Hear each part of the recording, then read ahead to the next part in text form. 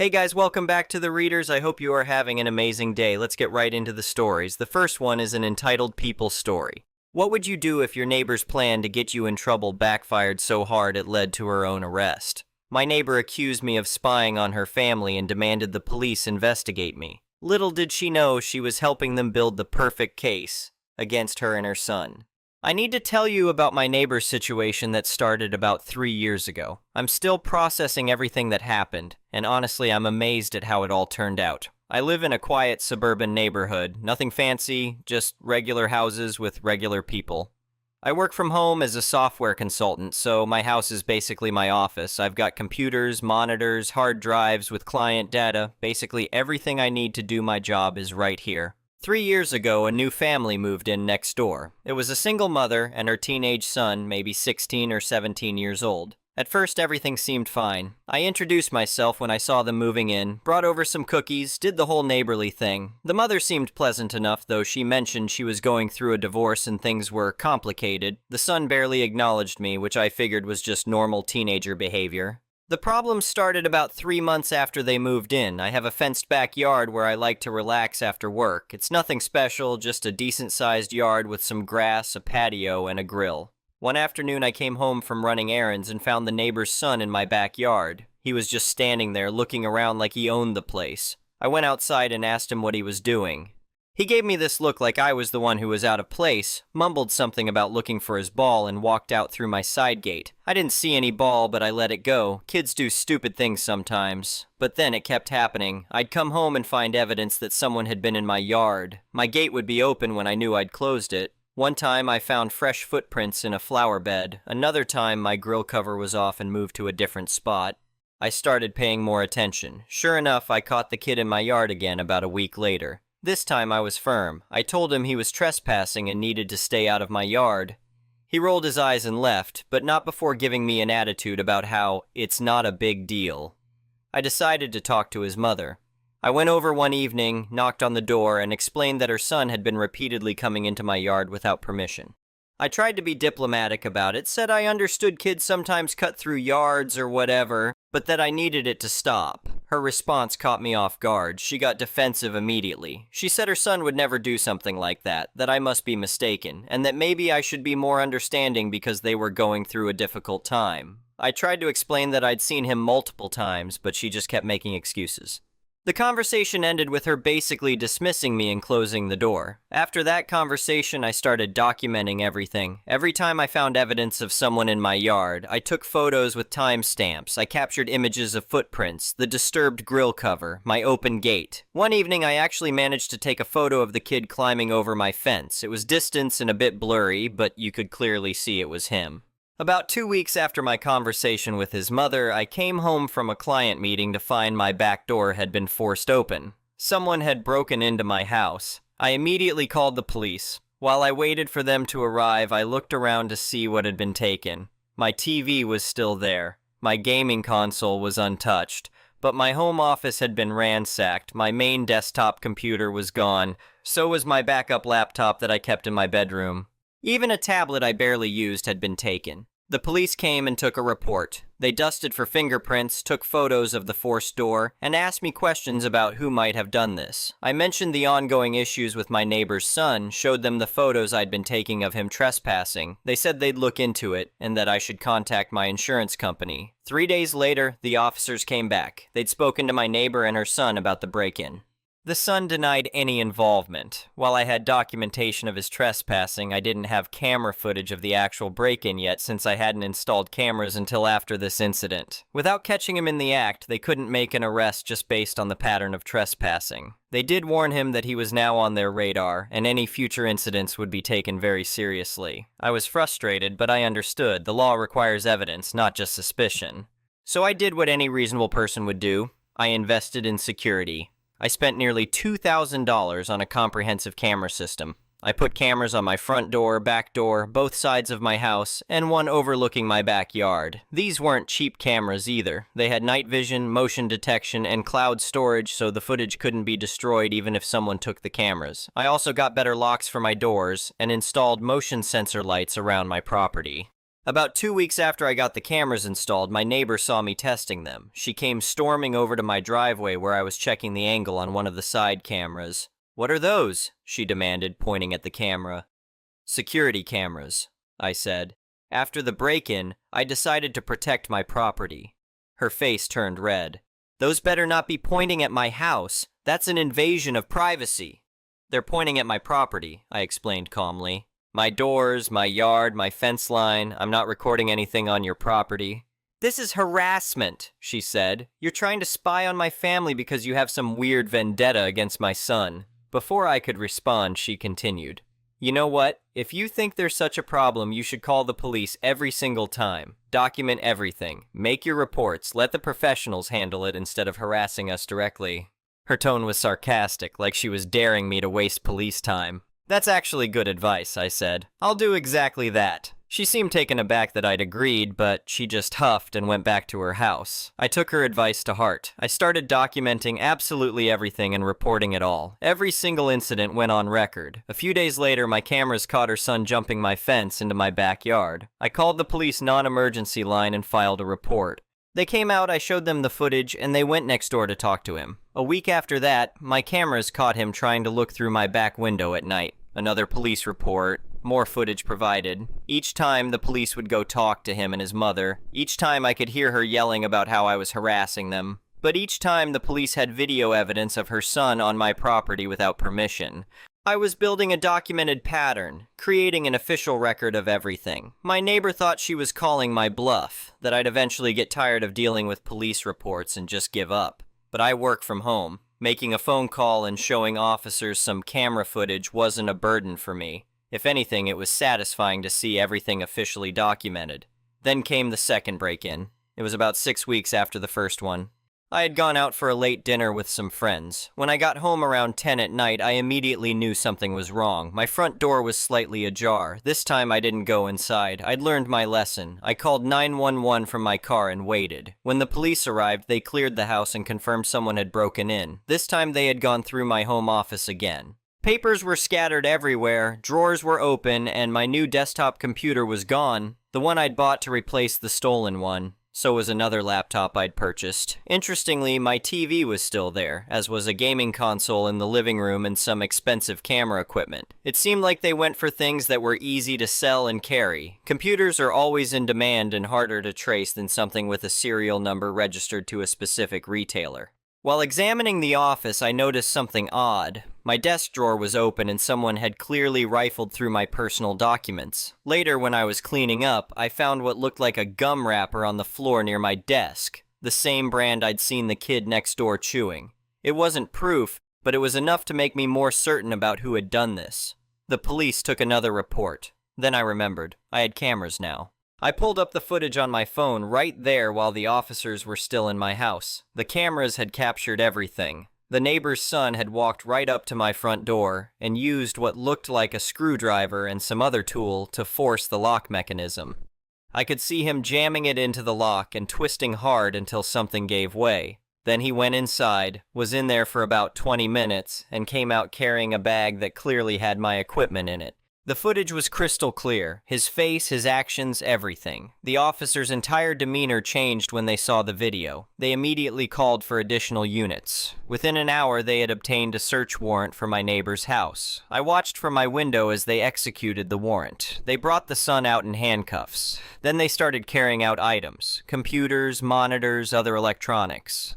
I learned later that they had found all my stolen property in the son's bedroom. My laptop from the first break-in was there too, along with items from several other break-ins in the neighborhood that I hadn't even known about. The mother came out screaming at the police. She was yelling that they had no right, that her son was being framed, that this was all my fault. She specifically screamed that I should be the one getting arrested for harassment and making false reports. She started demanding they seize my cameras as evidence that I had been spying on her family. One of the officers very calmly told her that she could file a complaint if she wanted, but that they had video evidence of her son committing burglary, and that all my reports had been legitimate. They'd be happy to have the detective investigate my actions thoroughly if she wanted to make a formal complaint. She absolutely insisted they investigate me. She said she wanted a full investigation into everything I'd done, every report I'd filed, every camera angle. She was convinced that a proper investigation would prove I'd been harassing them. The detective assigned to the case actually came to talk to me a few days later. He was very professional about it. He explained that my neighbor had filed a formal complaint alleging harassment, illegal surveillance, and falsifying police reports. He needed to investigate these claims thoroughly. I was completely cooperative. I showed him my entire camera system, demonstrated that every camera was pointed at my own property, showed him the documentation of every incident I'd reported, and provided access to all my footage. I walked him through the timeline of everything that had happened, showed him the photos I'd taken before I even had cameras, and gave him copies of everything. The detective spent probably 3 hours going through everything with me. When he was done, he actually thanked me. He said my documentation was some of the best he'd ever seen from a victim. Every report I'd filed was legitimate and supported by evidence. My cameras were completely legal and properly positioned. I hadn't done anything wrong. But here's where it got interesting. Because my neighbor had demanded such a thorough investigation, the detective had documented everything in exceptional detail. Every piece of evidence, every camera angle, every report, every instance of trespassing. He'd created a comprehensive timeline of the son's escalating behavior. He'd verified that I'd given multiple warnings before ever involving police. He'd confirmed that I'd attempted to resolve things directly with the mother before documenting anything. The investigation my neighbor demanded had created an absolutely airtight case against her son. There were no gaps, no questions, no room for doubt. The detective told me that normally these cases have some ambiguity, some he said, she said elements. But because everything had been so thoroughly documented, largely because my neighbor had demanded that thorough investigation, this case was ironclad. The son had been released to his mother's custody while awaiting trial with conditions that he stay away from my property. I thought that would be the end of my direct involvement. I figured they'd keep their distance, he'd face consequences in court, and life would slowly return to normal. I was wrong. About 2 weeks after the arrest, I received a letter from a lawyer representing my neighbor. I later learned she had apparently gone through several lawyers before finding one willing to send this letter. It was a demand letter claiming that I had been harassing her son, that I had installed cameras specifically to spy on their family, and that I had somehow planted evidence to frame her son for burglary. The letter demanded I remove all my cameras, issue a written apology, and pay them $50,000 for emotional distress. If I didn't comply within 10 days, they would file a civil lawsuit against me. I took the letter to my own lawyer. He read it, actually laughed, and said it was one of the most frivolous demand letters he'd ever seen. He wrote a response basically saying that everything I'd done was legal, that I had extensive evidence proving my neighbor's son had committed multiple crimes against me, and that any lawsuit would be immediately dismissed and could result in sanctions against their attorney for filing a frivolous claim. I never heard from that lawyer again. The criminal case moved forward. The son was charged with 2 counts of burglary, multiple counts of trespassing, and possession of stolen property from other break-ins. The prosecutor actually contacted me and said that because of the quality of my evidence and documentation, this was one of the easiest cases they'd ever prepared. Then, about 4 months after the son's arrest, something else happened. It was late at night, probably around 11. My motion detection cameras sent alerts to my phone. I checked the feed and couldn't believe what I was seeing. The mother and son were both in my backyard. They had bolt cutters and were cutting a hole through my fence. I immediately called 911. I stayed on the line with the dispatcher and narrated what I was watching on my cameras. I could see police cars arriving within minutes. The officers came around both sides of my house and caught them red-handed. What happened next was almost surreal. The mother started making up a story on the spot. She claimed they were making repairs to the fence and that the fence was actually on the property line and therefore partly their fence too, so they had every right to make modifications to it. When the officer asked why they were doing this at night with bolt cutters instead of talking to me about it during the day, she fumbled for an answer. Then the officer asked why they were cutting through my fence if they had permission to be there. She claimed they were just trying to improve it. Meanwhile, the son had been standing there silently. One of the officers asked him directly if I had given them permission to be there. The son hesitated, looking at his mother, then muttered something about not being sure. This non-answer, combined with his mother's contradictory statements, made it pretty clear they had no legitimate reason to be there. The officer then pointed out that the son wasn't supposed to be on my property at all due to his bail conditions. That violation alone was enough to take him into custody, but it got worse for them. One of the officers asked what they were planning to do after cutting through the fence. The mother claimed they were just checking on something. The officer asked what. She said she didn't have to answer that. Then the officer noticed the son was carrying a backpack. He asked what was in it. The son initially refused to show them, which gave them enough reasonable suspicion to detain him. When they searched the backpack as part of the detention, they found gloves, a flashlight, and tools that looked suitable for breaking into a house. Both of them were arrested. The mother was charged with attempted burglary, criminal trespassing, possession of burglary tools, and contributing to the delinquency of a minor. The son got additional charges of violating his bail conditions and attempted burglary. As they were being led away in handcuffs, the mother started screaming at me. I had come outside once the police had everything under control. She was yelling that this was all my fault, that I had ruined her family, that her son's life was destroyed because of me. She demanded the officers arrest me instead for harassment and for trapping them. The officers ignored her and put them in separate patrol cars. The detective called me the next morning. He sounded almost amused. He told me that during booking, the mother had repeatedly demanded that I be arrested instead. She had filled out a formal complaint claiming I had been harassing her family for months, that I had set them up, and that my cameras were illegal. The detective had patiently explained to her that they'd already investigated me thoroughly at her previous request, that everything I'd done was legal and proper, and that she and her son had been caught on video attempting to break into my property. She refused to believe it. She actually insisted they investigate me again, so they did. The detective said he had to do his due diligence. He came back out to my house, reviewed all my camera footage from that night, verified that my fence was entirely on my property, there was never any question about the property line, and confirmed that I'd had no contact with my neighbors since the previous arrest. Once again, the investigation she demanded only strengthened the case against her and her son. The video footage showed clear intent. They came prepared with tools, they came at night, and they were accessing my property through my fence. Combined with the son's existing charges, this wasn't going to go well for them in court. The legal process took a long time. The son's trial for the original burglaries came first, about 4 months after his initial arrest. I had to testify. The defense attorney tried to argue that maybe someone else had committed the break-ins and that my cameras had simply caught my neighbor's son at an unfortunate time. But the prosecutor showed the jury all the footage, the timestamps, the pattern of behavior, and the stolen property found in his bedroom. The jury deliberated for less than 3 hours. Guilty on all counts. He was sentenced as a juvenile due to his age when the crimes occurred. He got 2 years in a juvenile detention facility, followed by probation until he turned 21. He was also ordered to pay restitution for all the property he'd stolen, though I doubt I'll ever see much of that money. The mother's trial for the fence-cutting incident took longer to get to trial. That case took longer because her defense attorney tried multiple motions to get the charges dismissed or the evidence suppressed. All the motions were denied. When it finally went to trial, I testified again. This time, the video evidence was even more damning because it showed both of them working together. There was no question about intent or accident. They had deliberately brought tools to cut through my fence late at night. The mother got a suspended sentence with probation. Apparently, the judge took into account that this was her first offense and that she seemed to genuinely believe her son's lies initially, though that didn't excuse her participation in the final incident. She also received a hefty fine, and she was ordered to pay for all the damage to my fence and property. She was also given a restraining order, requiring her to stay at least 100 yards away from me and my property.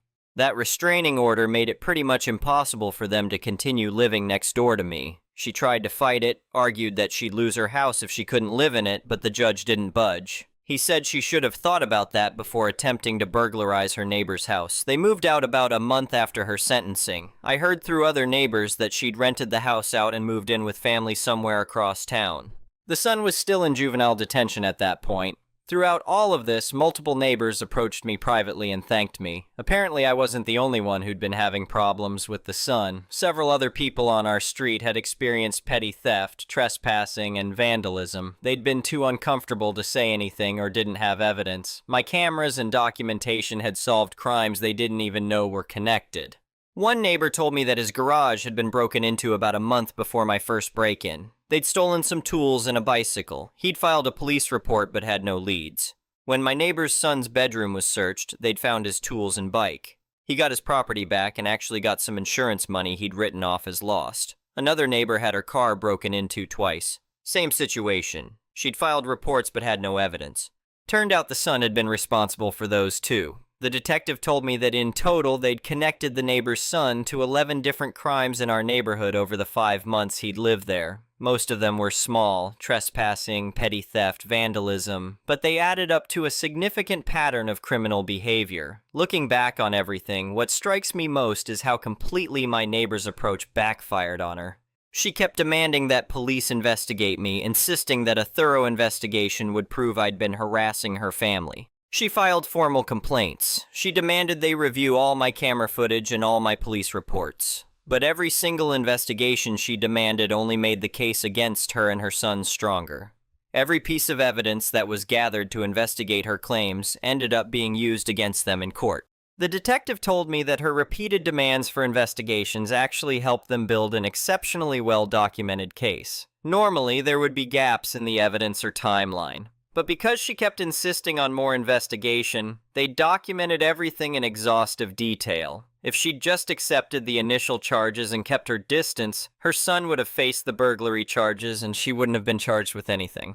But her insistence on proving I was the problem led to that third incident where they tried to cut through my fence, which resulted in charges against her and additional charges against her son. It's been about 8 months since they moved out. New neighbors moved into the rental house. They're a young couple with a toddler, very quiet, very friendly. We chat occasionally when we're both outside. I brought over cookies when they moved in, just like I'd done with my previous neighbors. They asked me once about the cameras, said they'd noticed I had quite a security setup. I just told them I'd had some problems with the previous neighbors and wanted to protect my property. They seemed to understand. I still have all the cameras. I still document everything, though now there's nothing to document. My backyard is peaceful, my gate stays closed, my property is undisturbed. Sometimes I think about how this all started with such a simple thing, a teenager trespassing in my yard. If the mother had just listened to me that first time I came over to talk, if she'd disciplined her son and made him stop, none of this would have happened. It could have ended with a simple conversation and a parental consequence. Instead, her refusal to acknowledge the problem, her immediate defensiveness, and her escalating hostility turned a minor issue into criminal convictions for both her and her son. The part that still amazes me is how she kept demanding investigations into my behavior, completely convinced that I was the problem. She was so certain that I'd done something wrong, that my cameras were illegal, that my reports were false, and every time police investigated her claims, they found nothing wrong with my actions and more evidence of her son's crimes. By demanding such thorough investigations, she essentially built the case against herself and her son. The prosecutor actually mentioned this during the trial. He said that most burglary cases have some ambiguity, some room for the defense to create doubt. But this case had none of that because everything had been investigated and documented so thoroughly. Specifically because my neighbor had demanded it. I learned something important through all of this. When someone tells you to document everything and call the police for every incident, maybe they expect you to back down or for the authorities to dismiss you as a nuisance. But if you actually do it, if you follow through completely, the truth comes out. My neighbor thought she was calling my bluff. She thought demanding police involvement would make me look like the harassing neighbor. She didn't consider that maybe, just maybe, her son was actually guilty and the evidence would prove it. I'm just glad it's over. I'm glad they're gone. I'm glad I have my property and my peace of mind back. And I'm glad I took her advice to document everything and let the professionals handle it, because in the end, that's exactly what protected me and proved the truth. The next one is a malicious compliance story. My parents and my siblings were invited to eat at my brother's-in-law parents' house. We just got back from my maternal grandpa's side, 7 hours drive. Because traffic congestion was insane during festive season, my dad drove halfway and switched with my mom and back to him. He doesn't trust me to drive ever, especially BC. This is his precious car. And younger brother just got his driving license, so he trusts him less. And my youngest brother is 13, so naturally he cannot drive. I offered to drive, he always said no. Again, during this trip, I told him to let me drive, he refused, so I just gives up offering. When we arrived at my BIL parents' house, they cheerfully greeted us. Food was served buffet style, you pick whatever you want. They have a lot of guests over, so food was a little low. So we have to wait a bit for my BL and his siblings to serve more. The host told us to grab something first. My siblings and I went to grab ourselves a bowl of curry noodles. We were starving BC. Our dad refused to stop for food during the trip back from Grandpa. We all took a seat in the living room. I have 3 kids and all are so ungrateful. Even though I drove everyone here and so tired, no one helped me get some food, my father suddenly said loudly in front of everyone. We all paused eating. Everyone, including my BIL's sister, looked awkwardly. I only had a bite. I turned to him and simply gave him my bowl. For some reason, he looked more embarrassed even though he asked for it. He told me to grab some more chicken. I quietly got up, fill the bowl with more chicken, and give it to him. I didn't grab another bowl to myself, lost my appetite. He took a few bites and gives me back the bowl, saying he didn't want it and I can keep eating it. You dramatically asked for it so much you should finish it, I told him. He insisted he didn't feel like eating these and wanted something else. He only ate 3 bites and had enough. The host actually ended up serving him specifically had a whole meal for him as a sign of respect. BC, he's my BL-in-law. I end up finishing the bowl he didn't want. It was annoying. My father is a narcissist who enjoys painting us as his horrible, abusive children. He likes doing these sort of things for attention, so strangers can call us terrible and him as some kind of victim. Today, my older sister invited the whole family to go to her close friend's house to eat and celebrate the festive occasion. I went with my sister and Bill with their car. We talked about what happened. My older sister found out about what happened through her sister-in-law. Even her sister-in-law said it was a bit messed up. He didn't ask his kids first if they could get him a bowl, instead just call out everyone and made a scene. She said she felt bad for me because my father was totally humiliating me instead of being a normal human being by simply ask. And she was right, his goal was to humiliate us in front of others. He is a pretty traditional guy who expects everyone to read his mind like when he wanted to eat or drink. So, cue malicious compliance. We were the only family invited to my sister's friend house, and her family are very hospitable. They serve a lot of food, like 5 whole big cow bones of soup. All buffet table full of food. Since I arrived earlier with my sister and BL, I quickly piled some food on a plate. Round 1, steamed rice dish with peanut sauce. The moment my father stepped foot into the house, I handed him the plate. He was dumbfounded and said he hadn't even greeted the host. I smiled and said, No, you need to eat. This is for you. And he reluctantly took the plate. I watched him like a hawk. As soon as he finished the first plate and was chatting with the host. Round 2, I grabbed a bowl, filled it with chicken soup and noodles, and I went up to him and handed it to him. Here, Dad, there's plenty of food for you. He couldn't say no in front of the host. My mom was totally oblivious on what I was doing and went to grab him a whole bowl of cow bone soup. BC. Dad likes meat better than chicken. Pretty sure he had to say no to it because the portion are massive compared to the chicken I give him, after he finished the chicken noodles. Round 3, I went and grabbed some fries and meatballs, put a nice side of sauce on the side and handed him a plate. He kept eating. Round 4, I grabbed 3 slices of watermelon and he refused. He can't eat anymore. Round 5, the host brought out a plate of fried rice, and I can't help but grin as I loudly say, "That's for Dad!" And he ended up having to eat half, and Mom piled some more meat on his plate because that's his favorite. Round 6, I grabbed more fries and meatballs for him, and by now I think he realized what I was doing. He said no and ran out of the house and asked the host to continue speaking outside. Such a shame, I end up eating the 6th plate. I went back home and my sister and Bill laughed and commented how my dad looked so annoyed by the first plate I give him. Oh my, whatever the reason, he wanted me to serve him food. I served him food. He wanted me to read his mind, so I thought I know exactly what he wanted to eat, so I grabbed everything he should eat first. I was simply being a good daughter and make sure he properly eat. And I have no plan on stopping. From now on I should serve him food first and he will never starve. My poor father deserves the best, after all. The next one is an entitled people story. About 8 years ago, I was working at Lowe's in the flooring department. I had been freshly and honorably discharged from the Army about 6 months before getting the job at Lowe's. That will become relevant a little later. Granted, I had not worked at the store very long, so I did not know everything there was to know about flooring. I was by no means an expert. But one thing I knew for sure was that customers were not allowed to take the folders containing flooring details. These details were the measurements done by contractors for flooring installations. During training, both the computer modules and my manager stressed this rule heavily. Customers were not allowed to take the detailed paperwork. The reason was that Lowe's often offered free flooring measurements and quotes. If customers had those free measurements in hand, they could simply take them to another business and have that company do the installation for a potentially better price. Lowe's did not want that happening. Enter the absolute unit of an entitled woman and her submissive husband. I was busy at the flooring desk taking calls and helping customers when this woman walked up. She claimed she had a flooring detail done recently, and you guessed it, she wanted to take her folder home with her.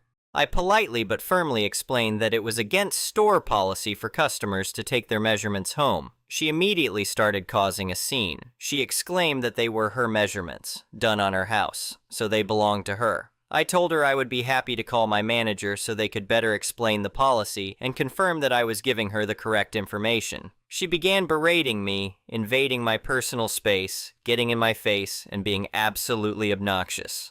As I tried to reach my manager on the phone, she started yelling, "Why do you need to call a manager? Why do you need to call your manager? You're new here! Are you stupid or something?"